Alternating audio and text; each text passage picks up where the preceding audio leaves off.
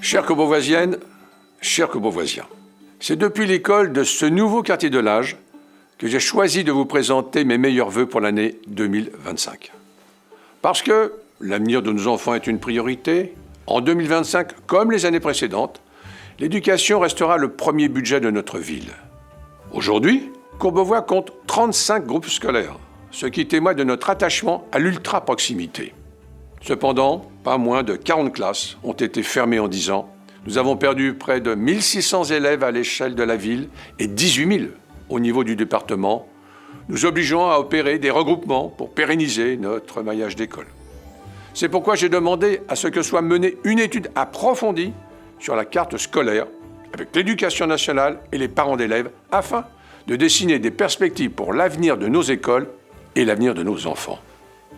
L'aménagement de notre écoquartier, le village de l'Age, se poursuit et préfigure la ville de demain que nous souhaitons verte, moderne et soucieuse de réaliser la nécessaire transition énergétique.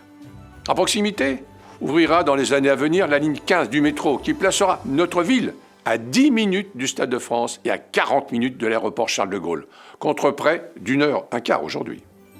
Récemment, l'installation de 28 méthaniseurs associe les habitants à cette politique publique environnementale ambitieuse en transformant nos déchets en énergie renouvelable. Notre ville s'est également dotée à l'automne d'un budget climat qui va bien au-delà de ce que prévoit la loi afin de mesurer l'impact environnemental de nos dépenses. Et nous sommes heureux que 22% de nos dépenses soient jugées favorables à l'environnement, 64% neutres et que seulement 4% de nos dépenses aient un impact négatif. Préparer l'avenir implique de bien gérer le présent. Parce que nous avons toujours compté au plus près. Nous pouvons nous appuyer sur des finances saines. La Chambre régionale des comptes l'avait souligné en 2022. Pourtant, à cause d'une loi de 2015, récemment abrogée par le Conseil constitutionnel et d'un projet de loi de finances 2025, lourd de conséquences financières pour les collectivités locales, l'heure est à l'incertitude. Au total, nous estimons à 11 millions d'euros l'augmentation de la facture pour Courbevoie. Nous sommes parvenus à faire adopter un amendement à l'Assemblée nationale qui a recueilli les suffrages de tous les camps. Malheureusement, après la censure du gouvernement, tout est à recommencer.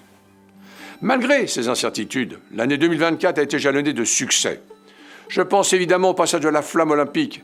Je pense aussi à l'achèvement d'une nouvelle partie du parc de Bécon, l'ouverture d'une nouvelle maison des familles au Faubourg de l'Arche, ainsi que la maison de quartier d'Audet-Bécon-Seine. Mais, au premier rang de nos réalisations, il y a bien évidemment l'acquisition par la ville du centre Charras. Le défi est immense de réanimer un espace aussi complexe.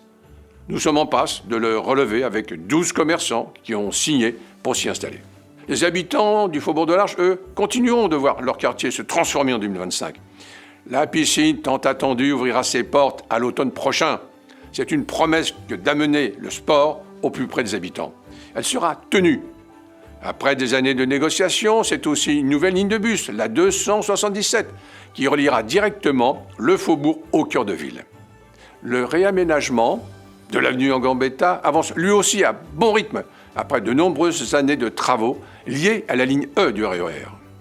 Je me réjouis avec les riverains de voir cet axe majeur de notre ville s'apaiser et se verdir. Et je salue particulièrement le travail des conseils de quartier sur ce volet.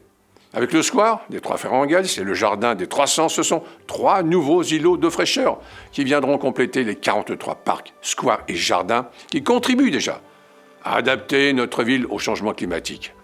Nous avons été classés ville la plus agréable d'Île-de-France, selon un classement établi par un grand hebdomadaire national. Et je me réjouis également que notre ville soit considérée comme l'une des plus sûres de France, et même la plus sûre de France en 2024, sur la base des chiffres du ministère de l'Intérieur. En octobre dernier, nous avons également intégré le réseau des villes vertes des Nations Unies, saluant notre travail en matière de lutte contre le gaspillage alimentaire. Ces récompenses viennent souligner le travail que nous menons chaque jour, avec les élus de la majorité, mais aussi avec les fonctionnaires qui sont quotidiennement à votre service. Et c'est un honneur que nous partageons de pouvoir œuvrer pour vous. Mesdames et messieurs, je vous souhaite une très belle et heureuse année 2025, pleine de joie, de sourires et de paix.